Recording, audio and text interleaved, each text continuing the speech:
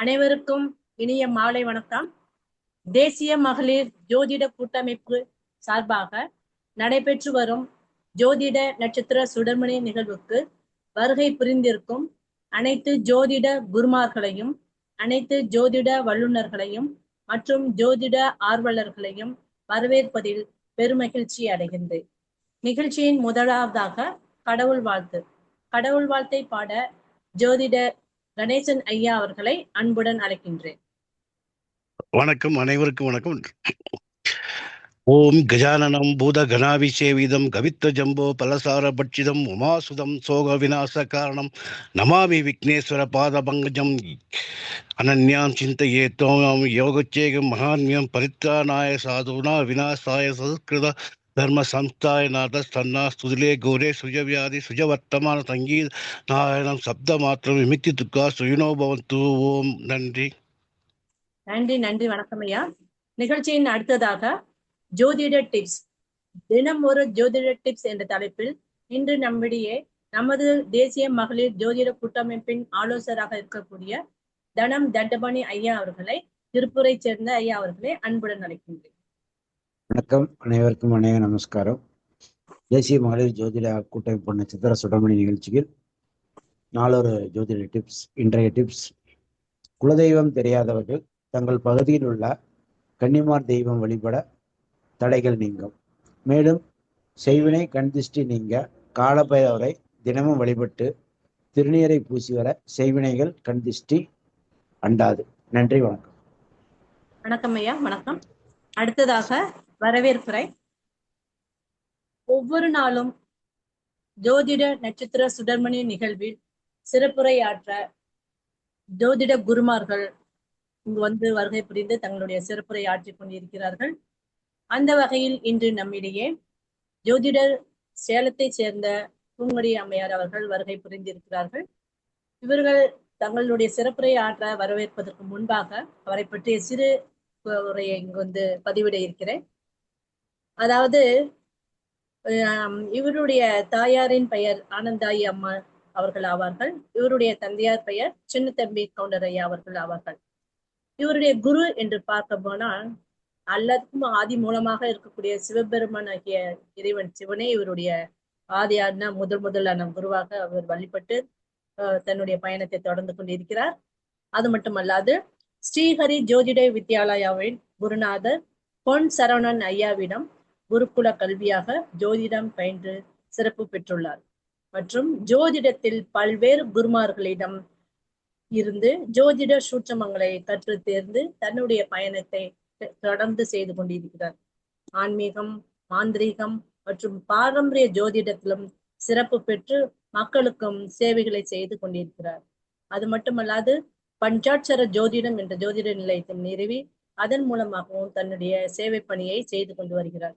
இத்தகைய சிறப்புமிக்க அம்மையார் சேலத்தை சேர்ந்த ஜோதிடர் பூங்குடி அம்மையார் அவர்களை இன்று சிறப்புரை, அதாவது ஜோதிட சூட்சமங்கள் என்ற தலைப்பில் பேச அனைவர் சார்பாகவும் அன்புடன் அழைக்கின்றேன். அம்மா வருகை புரிந்து தங்களுடைய உரையை நீங்கள் ஆற்றலாம். அனைவருக்கும் வணக்கம். தெரியுதுங்களா? கேக்குதுங்களா? கேக்குமா? நல்லா கேக்கு. தேசிய மகளிர் ஜோதிட கூட்டமைப்பு சார்பாக மேடம், உங்க ஃபேஸ் தெரியல. ஃபேஸ் தெரியுதுங்களா? உங்க ஃபேஸ் தெரியல. ஓகே. ஜோதிட மகளிர்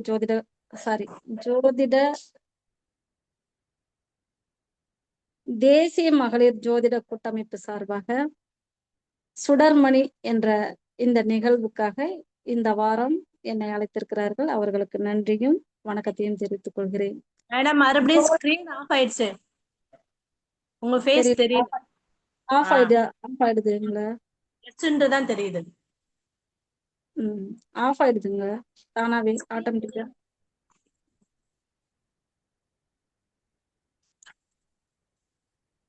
ஜோதிட சுடர்மணி நிகழ்வு 66வது நிகழ்ச்சிக்கு என்னை அழைத்தமைக்கு நன்றியும் வணக்கத்தையும் தெரிவித்துக் கொள்கிறேன். ஜோதிட சூட்சுமங்கள் என்ற தலைப்பில் பேச இருக்கின்றேன். இப்போ ஒரு ராசிக்கு அந்த மன்னிக்கவும், உங்களுடைய ஸ்கிரீன் ஓப்பனே ஆகல, உங்களுடைய ஃபேஸ் தெரியல மேம். அது கொஞ்சம் செட் பண்ணிக்கோங்க. இல்லைன்னா உங்களுடைய ரெக்கார்டிங்ல வீடியோ ஃபுல்லும் இந்த ஸ்கிரீன் மட்டும் தான் தெரியும், உங்க ஃபேஸ் தெரியாது. Okay ma'am. அது பேச ஆரம்பிக்கும் போது தானா ஆஃப் ஆயிடுது. ஆமா. இப்போ ஜோதிட சூட்சுமம் அப்படிங்கறதுல என்னன்னு இப்போ பார்க்கலாம். சரிங்களா? ஒரு ராசியில் நின்ற கிரகத்திற்கு 6வது பாவத்திலோ 8வது பாவத்திலோ இருக்கும் கிரகங்கள் சஷ்டாங்க நிலையை பெறுகின்றன. ஒருவரின் ராசி மற்றும் நட்சத்திரம் மட்டும் அல்லாமல் அவரவர் ஜாதகத்தில் லக்னம் மற்றும் கிரகங்கள் பற்றிய விவரம் அனைவருக்கும் தெரிந்த ஒன்று.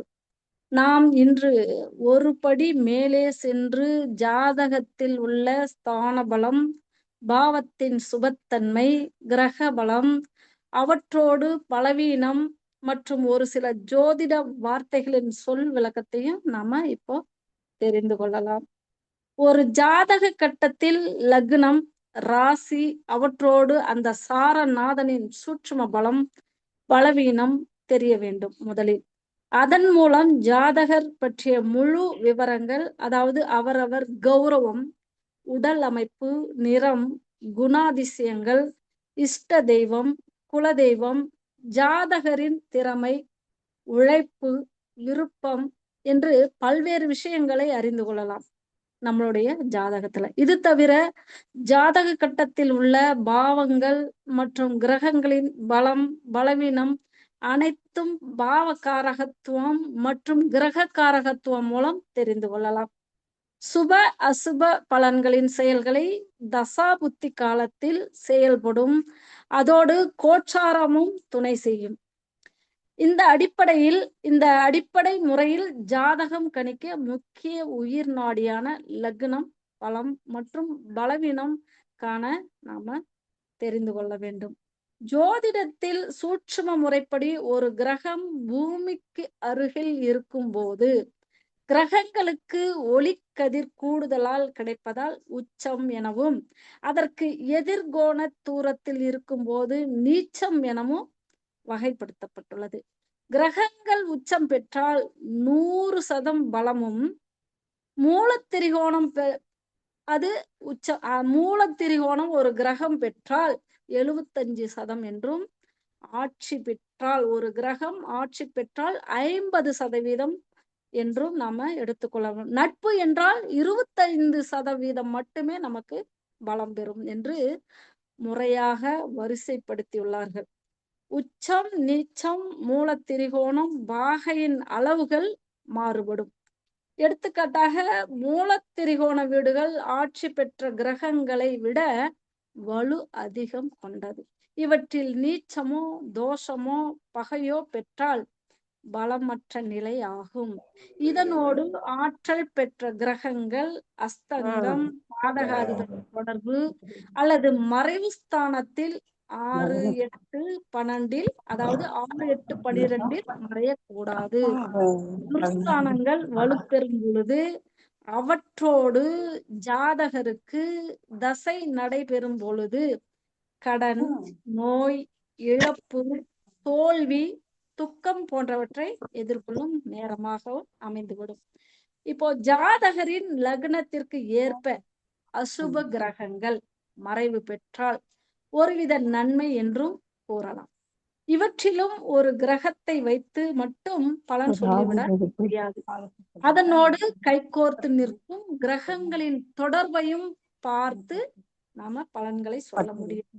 வேத ஜோதிடத்தில் ஒரு விதி கோட்பாட்டை மட்டும் எடுத்துக்கொள்ள கூடாது.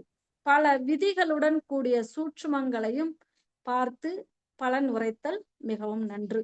மேலோட்டமாக பார்த்தால் ஜாதகருக்கு ஒன்றுக்கும் மேற்பட்ட கிரகங்கள் உச்சம் அடைந்திருக்கும், ஆனால் உச்ச பலனை பெற்றிருக்காது. ஒருவித நீச்ச பலனை பெற்றிருக்கும். அதற்கு பல காரணிகள், சூட்சுமங்கள் உள்ளன. அவற்றை ஒரு சில சொல் விளக்கம் மூலம் விரிவாக ஆராய்ந்து கண்டுகொள்ள வேண்டும். நாம ஜோதிடத்தில் ஒரு சில சொல் விளக்கத்தை சிறு குறிப்பாக நாம இப்போ கொஞ்சம் கொஞ்சம் நம்ம தெரிஞ்சுக்கலாம். சரிங்களா? இப்போ சக்கரங்கள் சக்கரங்களை பத்தி நாம தெரிஞ்சுக்கணும் அப்படின்னா, ஜாதகத்தில் ராசி மற்றும் நவாம்ச சக்கரத்தை மட்டும் வைத்து 75% பலன் சொல்லப்படுகிறது. பராசர மகரிஷி ஜோதிட ஞானிகள் அருளிய வர்க்க சக்கரங்கள் பயன்படுத்தி பலன்களை இன்னும் துல்லியமாக பல்வேறு ஜோதிட வித்வான்களால் சொல்லப்படுகிறது. இவற்றில் D60 வரை வர்க்க சக்கரங்கள் உள்ளன. ஆனால் முக்கியமாக 16 வகை சோடச வர்க்க சக்கரங்களில் பல்வேறு ஜோதிடர்கள் பயன்படுத்தி வருகின்றனர். இவற்றின் மூலமாக ஒருவருக்கு கர்மாவிற்கு ஏற்ப எளிதாக தீர்வு எடுக்க இயலும். ஒரு சில முக்கிய வர்க்க சக்கரங்களின் ஒரு சில வரிகளில் நாம சின்னதா ஒரு விளக்கத்தை பார்க்கலாம். சரிங்களா? இப்போ D1 அது ராசி சக்கரம். ஜாதகரின் அனைத்து பொது பலன்களும் குணாதிசயங்களும் அவர்களை வழி நடத்தும் கடவுளையும் குறிகாட்டும். அவற்றில் உயிர் லக்னமாகவும் உடல் ராசியாகவும் இருந்து ஜாதகரை வழி நடத்தும். ஒரு குழந்தை பூமியில் ஜனனமாகும் நேரம் சூரியனின் ஒளி எந்த புள்ளியில் அமர்கிறதோ அது லக்னம். அது தவிர மற்ற கிரகங்கள் எந்த பாவத்தில் எந்த சாரத்தில் உள்ளதோ அவற்றை கொண்டு ஜாதகரின் வாழ்க்கை நிர்ணயிக்கப்படும். இது அடிப்படையான பொது பலன்கள் ராசி கட்டத்தை வைத்து சொல்லப்படுகிறது. இப்போ அடுத்து D2 ஹோரா சக்கரத்தை பத்தி தெரிஞ்சுக்கலாம். இது செல்வ நிலையை சொல்லும் சக்கரமாகும். இந்த D2 ஹோரா சக்கரத்தை நாம தெரிந்து கொண்டோமானால் செல்வ நிலை, இவர்களுக்கு செல்வ நிலை எப்படி இருக்கும் அப்படிங்கிறத நாம தெரிந்து கொள்ளலாம். அடுத்து D3 இது திரேகானம்.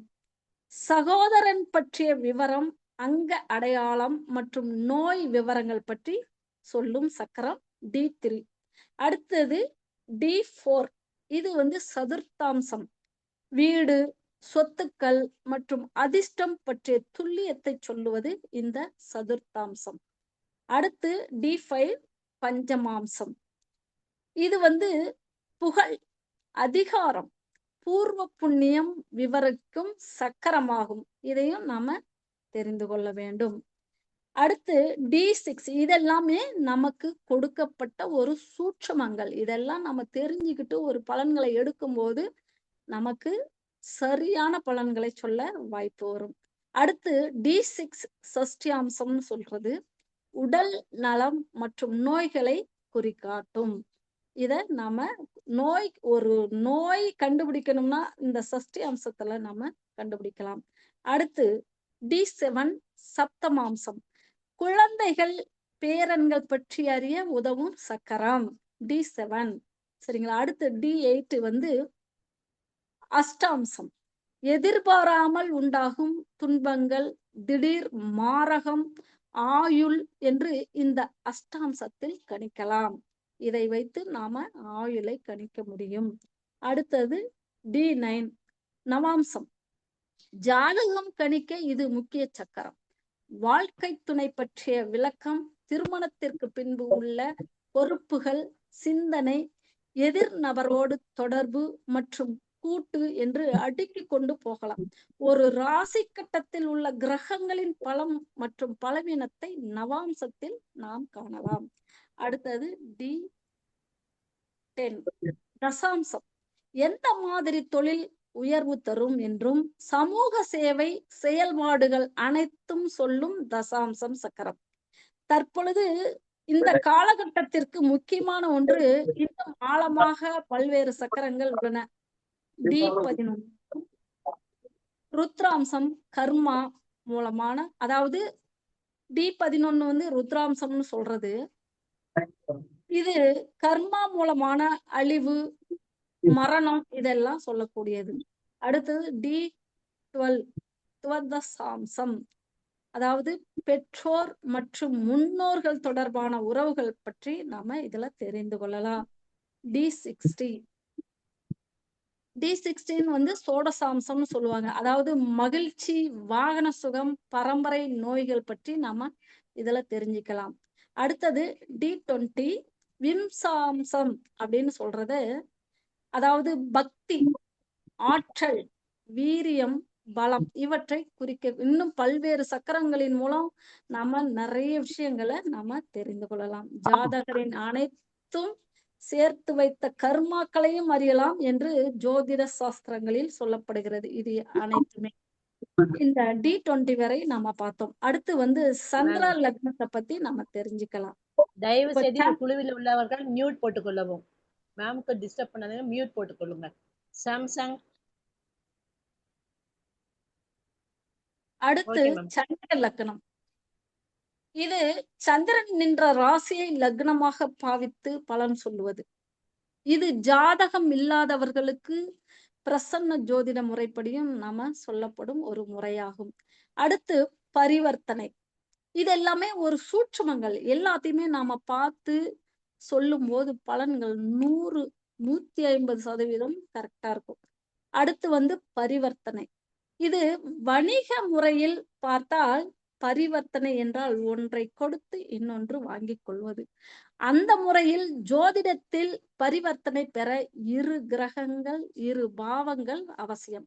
2 கிரகங்கள் தங்கள் வீட்டில் அமராமல் மாற்றி அமர்ந்து பலன்களை தரவல்லது. தான் என்ற கோள்களது மாறி நிற்க தரணிதனில் பேர் விளங்கும் தனமும் உள்ளோன் ஊனென்ற உடல்நாதன் பாம்பு கூடில் உத்தமனாம் யோக்கியனாம் புனிதன் சேயன் கோனென்ற குமரியுட பூசை செய்து கொற்றவனே குவலயத்தில் வாழ்ந்திருப்பான் வானென்ற மரளி பயம் இல்லை இல்லை மைந்தனே விட மறித்து வலுத்துவாயே அப்படின்னு புலிப்பாணி 300ல சொல்லியிருக்கார். இந்த பாடல் 9 கோள்களில் ராகு கேது நீங்களாக ஏனையவை, அதாவது தங்களுக்குள் இடம் மாறி பரிவர்த்தனை பெறும் பொழுது அந்த ஜாதகன் பூமியில் பேரும் புகழும் மிகுந்த தனம் மிக்கவனாவான். சந்திரனுடன் பாம்பு கூடினும் உத்தமனாகவும் யோக்கியனாகவும் புனிதத்தன்மையுடையவனாகவும் அச்செல்வன் இவ்வுலகில் வாழ்ந்திருப்பான். அவனுக்கு யமபயம் இருக்காது. இதனை ஏனைய கிரக நிலவரங்களையும் நன்கறிந்து கூறுவாயாக என்று போகரது அருளானையால் புலிப்பாணி இந்த பாடலை கூறியிருக்கிறார். அடுத்து 4வதாக கிரக யுத்தத்தை நாம தெரிஞ்சுக்கலாம். 2 கிரகங்கள் ஒரே இடத்தில் ஒரு பாகைக்கும் குறைவான அமைப்பில் ஒன்று சேரும் போது அதிக பாகையில் நிற்கும் கிரகம் தோற்றுவிடும். அதைவிட குறைந்த பாகையில் உள்ள கிரகம் வெற்றி பெறும். சூரியன், சந்திரன், ராகு அண்ட் கேது ஆகிய கிரகங்களுக்கு இந்த யுத்தத்தில் சேர மாட்டார்கள். செவ்வாய், புதன், குரு, சுக்கிரன், சனி ஆகிய 5 கிரகங்களுக்கு மட்டுமே கிரக யுத்தம் புரிவார்கள். இதையும் நாம் நன்கு அறிந்து கொள்ள வேண்டும். அடுத்து வக்ரம். ஒரு கிரகம் வானவெளியில் சில சமயங்களில் பின்புறமாக சுற்றும், அதாவது ரிவர்ஸ்ல சுத்தும். உதாரணமாக செவ்வாய், புதன், சுக்கிரன் ஆகிய 3 கிரகங்களும் எப்போது ஓடுபாதையில் 90 டிகிரிகளுக்குள்ளேயே தங்கள் சுழற்சியை மேற்கொள்ளும். தன்னுடைய சுற்றும் வேகம் அந்த விதிக்கப்பட்ட 90 டிகிரிகளை கடக்கக்கூடிய நிலைமை ஏற்படுமானால் அது தன்னுடைய வேகத்தை குறைத்து ஏற்பட போகும் இடைவெளியை சரி செய்ய பின்புறமாக சுழலத் துவங்கும். இதுதான் ஒரு வக்ரம். பிறகு தொடரும் கிரகங்கள் அந்த சுழற்சி இடைவெளிக்குள் வந்த பிறகு மீண்டும் முன்புறமாக சுழல துவங்கும். அந்த பின் சுற்றல் தான் வக்ரம் எனப்படும். வக்ரம் என்பது ஒருவருடைய மனப்போக்கு, சிந்தனை, உணர்ச்சி முதலியவை சமூகத்தால் அங்கீகரிக்கப்பட்ட ஒழுங்கு, நியாயம், நியதி முதலியவற்றிலிருந்து திரிந்த நிலை அல்லது மாறுபட்ட அல்லது வேறுபட்ட நிலையில் இருப்பார்கள். அதுபோல சுப கிரகம் வக்ரகதியில் இருந்தால் பலன்கள் கிடைப்பது தாமதமாகும். அடுத்து அஸ்தமனத்தை பத்தி நாம தெரிஞ்சுக்க. இந்த எல்லாமே நமக்கு கொடுக்கப்பட்ட சூட்சுமங்கள். ஜோதிடத்தில் அனைத்தையுமே நாம அறிந்து கொள்ள வேண்டும். அனைத்தையும் அறிந்து கொண்டு பலன்களை சரியாக சொல்லும் பொழுது உங்களை விட ஜோதிடர் வேறு யாரும் இல்லை என்ற அளவுக்கு வருவீர்கள். அடுத்து அஸ்தமனம். சூரியன் மிக ஒளி பொருந்திய கிரகம். இதற்கு மிக அருகில் செல்லும் கிரகங்கள் சில குறிப்பிட்ட இடைவெளியில் தன்னுடைய சுய ஒளியை இழந்து அஸ்தங்கம் அடைகின்றன. அப்படி சுயத்தன்மையை இழக்கும் கிரகங்கள், அதாவது சுய ஒளியை இழக்கும் கிரகங்கள் தன் ஆதிபத்திய பலத்தையும் காரக பலத்தையும் இழக்கும். அஸ்தங்க கிரகங்கள் கோச்சாரங்களிலும் ஜனன ஜாதகங்களிலும் நன்மைகளை தருவதில்லை. சூரியனை ராசி பேரில் கடக்கும் பொழுது தோஷத்தை புதன் சேர்ந்தால் பாதிப்பு குறைந்து. ஹலோ பார்வதி மேம், மியூட் போடுங்க, கிளாஸ் போயிட்டு இருக்கேன். அடுத்து குரு பலம் நம்ம தெரிஞ்சுக்கலாம். பார்வதி மேம் மியூட் போடுங்க. ஓகே மேம், நீங்க கண்டினியூ பண்ணலாம். அடுத்து குரு பலம். ஜென்ம ராசிக்கு கோச்சார குரு 2, 5, 7, 9, 11ஆம் இடங்களில் சஞ்சரிக்கும் போது இந்த காலம் குரு பலம் மற்றும் அனுகிரகம் கிட்டும் காலம் என்று எடுத்துக்கொள்ள வேண்டும். கோச்சார குருவின் பார்வை கிட்டினால் கோடி நன்மை பெறுவார்கள். குருவானவர் லக்னம், சந்திரன், சுக்கிரன் இவர்களுக்கு 7ல் கோச்சார குரு இருந்தால் 50% நன்மை பயக்கும். இவை அனைத்தும் பூர்ணமாக கிட்ட தசை புத்தியும் வேலை செய்ய வேண்டும். இந்த தசாவும் புத்தியும் நல்லபடியா வேலை செஞ்சா 100% பலன் கூட நமக்கு கிடைக்கும். அடுத்து சஷ்டாஷ்டமம். ஒரு ராசிக்கு நின்ற கிரகத்திற்கு 6வது பாவத்திலோ 8வது பாவத்திலோ இருக்கும் கிரகங்கள் சஷ்டாங்க நிலையை பெறுகின்றன. 8உடன் 6 தொடர்பு பெறும் பொழுது சஷ்டாங்க தோஷத்தை ஏற்படுத்தும். அதாவது சஷ்ட என்றால் 6 மற்றும் அஷ்ட என்றால் 8 என்று பொருள். அதாவது மணப்பெண்ணின் ராசிக்கும் மணமகனின் ராசிக்கும் 6, 8ஆக அமையக்கூடாது. 6+8. இந்த தோஷம் உள்ளவர்களை திருமண பொருத்தத்தில் சேர்க்க மாட்டார்கள். இது தவிர கிரகங்கள் 6க்கு 8வது ராசியில் நின்று தசை நடத்தினால் நல்ல பலன்களை தராது. அடுத்து சந்திராஷ்டமம்.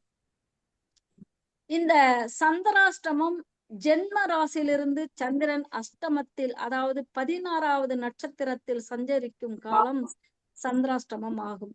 கோச்சாரப்படி எல்லா கிரகங்களும் அஷ்டமத்தில், அதாவது 8ல் வரும் நேரம் ஜாதகருக்கு கொஞ்சம் பிரச்சனையே ஏற்படும்.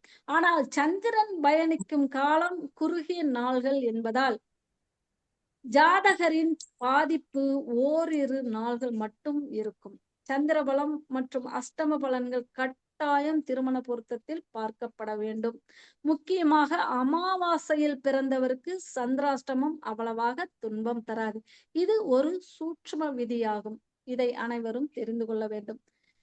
அடுத்து தாராபலன். நிறைய பேர் தாராபலன் பற்றி நிறைய பேசி இருக்காங்க. தாராபலன் என்பது ஒரு சுப செயல் செய்யும் பொழுது ஜாதகரின் குறிப்பிட்ட தினத்தில் சந்திரன் வலு மற்றும் சுபத்துவம் அவசியம் தேவை. தாராபலன் காண ஒரு சிறு கணித சூத்திரம் உள்ளது.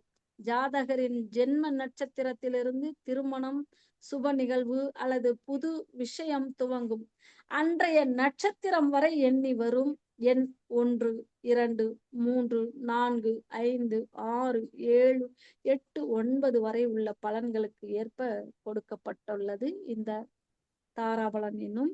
இந்த தாரா வரிசைகள் 1 ஜென்மம், 2 சம்பத்து, 3 விபத்து, 4 சேமம், பிரத்யத்தாரை 5, 6வதாக சாதகத்தாரை, 7 வதை, 8 நட்பு, 9 மிக நட்பு.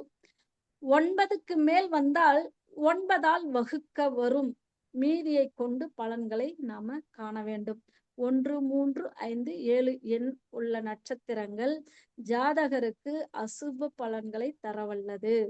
சரிங்களா? இதை நாம கவனமா எடுக்க வேண்டும். அடுத்து அக்னி நட்சத்திரம். இத கத்திரி நாளுன்னு சொல்லுவாங்க. சூரியன் பரணி 4ஆம் பாதத்தில் இருந்து ரோகிணி 1ஆம் பாதம் வரை பயணிக்கும் காலம் அக்னி நட்சத்திரம். அதாவது சூரியன் பயணம் சித்திரை மாதம் மேஷத்தில் 23 பாகை 20 கலை முதல் ரிஷபத்தில் 13 பாகை 20 கலை வரை பிரவேசிக்கும் காலம் ஆகும். இந்த காலகட்டத்தில் சுப காரியங்கள் செய்யாமல் இருப்பதே மிக நன்று. அடுத்து திதி சூன்யம். ஜாதகருக்கு ஒன்றுக்கும் மேற்பட்ட கிரகங்கள் அதிக பலம் அடைந்திருக்கும். ஆனால் அந்த பலனை கொடுக்க முடியாமல் ஒருவித அசுப பலனை கொடுக்கும். அதற்கு பல காரணிகள் இருக்கலாம். ஆனால் அவற்றில் ஒன்றான திதி சூன்யம் என்பது ஒரு சூட்சும விதி. நம்முடைய கணக்குப்படி சூன்யம் என்றால் 0, அதாவது 0, அதாவது வெறுமை என்று அர்த்தம். சில நேரம் திதிகளும் யோகம் இல்லாமல் அங்குள்ள பாவத்தின் யோகம் பங்கமாக செயல்படும். திதிகள் 15ஆக பிரிக்கப்பட்டுள்ளது என்று அனைவருக்கும் தெரிந்த ஒன்று. இவற்றில் ஒரு திதிக்கு 2 ராசிகள் சூனியம் அடைகிறது. அவற்றில் சதுர்த்தசி திதி மட்டும் 4 ராசிகள் சூனியம் அடைகிறது. அமாவாசை பௌர்ணமிக்கு சூனியம் கிடையாது. சூனியம் அடைந்து பாவங்கள் மற்றும் சூனிய அதிபதிகள் ஒட்டுமொத்த சக்தியும், அதாவது பவர், இழந்து விடுகிறது என்பது அர்த்தம். சுபத்துவம் பெற்ற பாவங்கள் அங்கு சுப பலன்களை தர முடியாமல் செய்துவிடும். இதை நாம் கவனத்தில் வைத்துக் கொள்ள வேண்டும். அடுத்து 7.5 சனி. சனி பகவான் 12 ராசி கட்டத்தை சுற்றி வர 30 வருடங்கள் ஆகும். ஜாதகருக்கு 7.5 சனி என்பது ஒரு நபருக்கு 3 முறை சுற்றி வரும் வாய்ப்பு உண்டு. முதல் சுற்று மங்கு சனி என்றும், 2ஆம் சுற்று பொங்கு சனி என்றும், 3ஆம் சுற்று மரண சனி, 4ஆம் சுற்று ஒரு சிலருக்கு தான் கிட்டும் மோட்ச சனி என்றும் சொல்லப்படுகிறது. இவற்றில் கோச்சார சனி பகவான் ஒரு ராசி கட்டத்தில் ஜென்மச்சந்திரனுக்கு 12, அதாவது விரயச்சனி, அதாவது மறுபடியும் 1, 12 விரயச்சனி, 1 ஜென்ம ராசியில், 2 பாதச்சனி, இப்படி பயணம் செய்யும் காலம் 7.5 சனி காலமாகும். இந்த காலகட்டத்தில் 3-4 சுற்றுகள் கொஞ்சம் கடுமையாக இருக்கும். முக்கியமாக 2-3 சுற்றுகள் சனி பகவான் நமக்கு நிறைய கற்றுக் கொடுத்து உயர வைப்பார். திருமணம் என்ற பந்த கர்மாவை செய்ய வைப்பார் என்பது ஆராய்ச்சியில் கண்ட ஒன்று. சனி பெயர்ச்சியில் இன்னும் எதிர்கொள்ளும் அஷ்டமத்து அர்த்தாஷ்டம கண்ட சனி பிரிவுகள் உண்டு. ஒவ்வொன்றும் ஒவ்வொரு வித பலன்களை தரவல்லது. அடுத்து புஷ்கர நவாம்சம். இந்த புஷ்கர நவாம்சம் லக்னம் மற்றும் கிரகங்கள் புஷ்கர நவாம்ச காலில் அமர்ந்து விட்டால் தொடர்ந்து அவர்களுக்கு யோகம் மற்றும் நற்பலன்கள் இருக்கும். ஒருவருடைய ஜாதகத்தில் 2 அல்லது அதற்கும் மேற்பட்ட கிரகங்கள் புஷ்கர அம்சத்தில் நின்றால் அந்த ஜாதகர் மதிக்கத்தக்கவராகவும் அதிர்ஷ்டம் உடையவராகவும் இருப்பார். ஒருவருடைய ஜாதகத்தில் கிரகங்கள் நீச்சம், பகை மற்றும் வலுவற்று இருந்தாலும் அந்த கிரகம் புஷ்கர நட்சத்திர காலில் இருந்தால் அது பங்கம் ஏற்பட்டு நல்ல பலனை கொடுக்கும் என்பது ஒரு விதி. புஷ்கர நவாம்சத்தில் உள்ள கிரகங்கள் ஆட்சி, உச்சம், நட்பு பெற்று கேந்திர மற்றும் திரிகோணங்களில் இருந்தால் ஜாதகருக்கு இன்னும் அதீத யோக பலன்களை தரவல்லது. அதனால் புஷ்கர நவாம்சத்தையும் நாம் கவனித்து பலன்களை சொல்ல வேண்டும். அடுத்து அங்கிசநாதன். ஜோதிடத்தில் அங்கிசநாதன் என்பவர் ஜாதகத்துக்கு உதவும் தூண்டுகோலான கிரகமாகும். எடுத்துக்காட்டாக நம்மை வாழ்க்கையில் உயர்த்த ஒரு தூண்டுகோலாக பெற்றோர், மனைவி, மாமன் அல்லது நண்பர் என்று இருந்தால் நாம் அவர்களை பிடித்து உயர்வோம். ஒரு சிலருக்கு மற்ற உறவு அல்லாமல் அவரவர் புத்தியை வைத்து சுய சிந்தனை, சுய உழைப்பு கொண்டும் தன்னைத்தானே உயர்த்தி கொள்ளவும் முடியும். இந்த காரகத்தன்மையோடு உதவும் கோளாக ஒவ்வொரு கிரக சாரத்திற்கும் அங்கிசநாதன் மற்றும் துணை அங்கிசநாதன் இருப்பார்கள். அதற்கு ஏற்ப அவர்களும் அவரவர் ஜாதகத்தில் சுபத்தன்மையாக இருந்தால் மட்டுமே இவர்களுக்கு உதவ முடியும். அதனால் அங்கிசநாதனை நாம் காண வேண்டும் ஒவ்வொரு ஜாதகத்திலும். சரிங்களா? அடுத்து அபிஜித். இந்த அபிஜித் என்றால் வெற்றி, ஜெயம் என்று பொருள். அபிஜித் நட்சத்திரம் மொத்த 27 நட்சத்திரம் என்று அனைவருக்கும் தெரியும். முற்காலத்தில் விண்ணில் சுடர்விட்ட 28வது நட்சத்திரம் அபிஜித் நட்சத்திரம் என்று சொல்லப்படுகிறது. இந்த நட்சத்திரம் ரிஷிகள், முனிவர்கள் பயன்படுத்தி வெற்றி பெற்றதாக கூறப்படுகிறது. ஆனால் அபிஜித் என்ற நட்சத்திரம் முதல் நட்சத்திரமாக, அந்த நட்சத்திரம் மகர ராசியில் உத்திராடம் 3, 4ஆம் பாதம் மற்றும் திருவோணம் 1, 2ஆம் பாதத்தில் இருக்கும். தற்பொழுது இந்த நட்சத்திரம் மறைந்த ஒன்றாக கருதப்படுகிறது. கலியுகத்தில் இதனை தவறாக பயன்படுத்துவார்கள் என்று ஸ்ரீகிருஷ்ணன் இந்த நட்சத்திரத்தை நட்சத்திர மண்டலத்திலிருந்து எடுத்து தன் கிரீட மயிர்பீலிக்குள் மறைத்து வைத்தார் என்று சொல்லப்படுகிறது. அபிஜித் நட்சத்திரத்தின் அதிதேவதையாக பிரம்மாவும் பிரத்யதி தேவதையாக ஸ்ரீ நரசிம்மரும் இருப்பார்கள். ஆகையால் இவர்களை அந்த நேரத்தில் நாம் வழிபட வேண்டும். அடுத்து சூரியன் உச்சம் பெறும் உச்சி காலமான பகல் பொழுதான 11:45 முதல் 12:15 வரை உள்ள அபிஜித் முகூர்த்தம் ஆகும். இதையும் நாம பயன்படுத்தி கொள்ள வேண்டும். நல்ல விஷயங்களுக்கு இந்த நேரத்தை நாம் பயன்படுத்தி கொள்ள வேண்டும். 11:45 மணியிலிருந்து 12:15 வரை நாம இந்த அபிஜித் முகூர்த்தத்தை நாம் பயன்படுத்தி கொள்ள வேண்டும். அடுத்து திதி கரணம் யோகம் சாதகமாக இல்லாத பொழுது இந்த கால பொழுதில் எல்லாவித நற்காரியங்கள் செய்யலாம் என்று ஜோதிட நூலில் கூறப்பட்டுள்ளது. பிரம்ம முகூர்த்தம் என்று கூறப்படும் நேரம் போன்று அபிஜித் முகூர்த்தமும் தோஷம் நீக்கி சுபகாரியம் செய்தால் வெற்றி ஜெயம் உண்டாகும். தென்னிந்தியாவை விட வட இந்தியாவில் இது முக்கியத்துவம் கொடுக்கப்பட்டுள்ளது. இந்த அபிஜித் நேரத்தை நாம பயன்படுத்தி கொள்ள வேண்டும். அடுத்து பஞ்சகம்.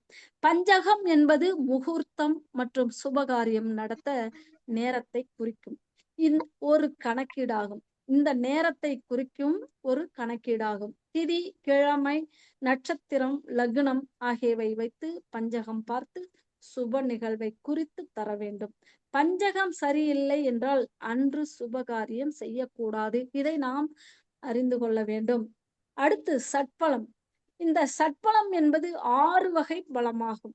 அவை ஸ்தான பலம், திக்பலம், சேஷ்டாபலம், காலபலம், திருப்பலம் அதாவது பார்வை, நைசிர்க்க பலம் என்பனவாகும். எடுத்துக்காட்டாக திக்பலம் என்பது லக்னத்தில் குருவும் புதனும், 4இல் சந்திரன் சுக்கிரன், 7இல் சனி, 10இல் சூரியன் செவ்வாய் இருப்பது ஒருவித பலமாகும். ஆனால் வேறு கோணத்தில் பார்த்தால் பலன்கள் மாறுபடும். ஆகையால் இந்த சட்பலத்தை நாம அறிந்து கொண்டு அதன்படி நாம் பலன் சொல்ல வேண்டும். அடுத்து இது தவிர பல்வேறு ஜோதிட சொல் விளக்கங்களும் நிறைய இருக்கு. நம்ம ஜோதிடத்துல கடல் போன்ற விளக்கங்கள் நிறைய இருக்கின்றன. இதற்கெல்லாம் ஒரு நாள் போதவே போதாது. அடுத்து என்னென்ன இருக்கு அப்படின்னா வர்க்கோத்தமம், ஸ்தானபலம், அஷ்டவர்க்கம், மூல திரிகோணம், திரிலோக ராசிகள், மூல திரிலோகம், கிரக யுத்தம், கோச்சாரம், கண்டாந்தகம், தியாஜ்யம் அதாவது விஷகாலம், தனிஷ்டா பஞ்சமி, திரிஜஸ்ட ஸ்வரூபம், முக்குண வேலை, மகாமகம், திரிதினஸ்புருக், இஷ்டி காலம், சங்கராந்தி, திரேதா யுகாதி, மைத்ர முகூர்த்தம் என்று பல்வேறு சொல் விளக்கங்களும் அடுக்கிக் கொண்டே போகலாம். இந்த ஜோதிடத்தில் இவ்வளவும் நாம் தெரிந்து கொண்டு ஒரு பண்டிதர் ஆக இருக்க வேண்டும் என்றால் அனைத்தையும் நாம் அறிந்து கொள்ள வேண்டும். இதுதான் ஜோதிட சூட்சுமங்கள். இதற்கென்று தனி ஆய்வறிக்கை நாம ஒரு புத்தகத்தையே போடலாம். சரிங்களா? அந்த அளவுக்கு மிகப்பெரியது. சரிங்களா? நன்றி. வாய்ப்பு கொடுத்த அனைவருக்கும் எனது நன்றியை தெரிவித்துக் கொண்டு எனது உரையை முடித்துக் கொள்கிறேன். நன்றி. சிறப்பு மேம். சிறப்பு சிறப்பு சிறப்பு மிக்க சிறப்பு. நிகழ்ச்சியின் அடுத்ததாக நன்றி உரையை வழங்க நமது குழுவின் ஆலோசகராக இருக்கக்கூடிய திருப்பூரை சேர்ந்த தனம் தண்டபாணி ஐயா அவர்களை அன்புடன் அழைக்கின்றேன். வணக்கம், அனைவருக்கும் நமஸ்காரம். அடியேன் திருப்பூர் தனம் தண்டபாணி. தேசிய மகளிர் ஜோதிட கூட்டமைப்பு நட்சத்திர சுடர்மணி நிகழ்ச்சியில் இன்று 66வது நாள். 66 கூட்டினால் 12, 12 ராசி பற்றி ஜோதிட சூட்சமம் என்று. மேலும் 66 6 என்பது 2 முறை வந்துள்ளதால் சுக்கிரன் கூட்டமைப்பில் சுக்கிரனுடைய உரை. 6 என்பது சுக்கிரன். மேலும் இன்றைய தேதி 7/3/2026. இதை கூட்டினால் 2, 2 என்பது சந்திரன். எனவே இன்று பெண் ஜோதிடர் வந்துள்ளார். மேலும் தேதி 7, 7 என்றால் கேது, கேது என்றால் தடை. எனவே இன்று வீடியோ வரவில்லை. மேலும் இந்த தமிழ் தேதி 23, கூட்டினால் 5, 5 என்பது புதன். புதனுக்கு 5 எழுத்து, அதாவது ஸ்ரீ பூங்கொடி என்னும் பெயர் 5 எழுத்து கொண்டது. மேலும் புதன் என்றால் ஜோதிடம், ஜோதிடம் பற்றிய இன்றைய வகுப்பு. மேலும் இன்று பஞ்சமி. இன்று ரமலான் தேதி 17, கூட்டினால் 8. 8 என்பது சனி பகவானுடைய நம்பர். ஜோதிட சூட்சமம் என்ற தலைப்புக்கு 8 எழுத்து வருகிறது. மேலும் இன்று சனிக்கிழமை. இன்று சனி கர்ம பதிவு பெற்ற நட்சத்திரம் சுவாதி. சுவாதி நட்சத்திரம் ராகு உடைய சாரம். இன்று துருவ நட்சத்திரத்தில் யோகி கேது, அவயோகி ராகு. எனவே இன்று வீடியோ செயல்படவில்லை. மேலும் அம்மா அவர்களுக்கு இந்த கூட்டமைப்பு சார்பாக மிக நன்றியை தெரிவித்துக் கொள்கிறது. மேலும் இந்நிகழ்வினை ஏற்பாடு செய்து கொடுத்த டாக்டர் கனகாம்பாள் மற்றும் நிகழ்ச்சி ஒருங்கிணைப்பாளர் அனைவருக்கும் கோடான கோடி நன்றி. இந்த இதுவரை பொறுமையாக கேட்டுக்கொண்டிருந்த குருமார்கள் மற்றும் ஜோதிட ஆர்வலர்கள் அனைவருக்கும் கோடான கோடி நன்றி. வாழ்க பாரதம், வளர்க ஜோதிடம். நன்றி, வணக்கம். ஜெய் ஹிந்த்.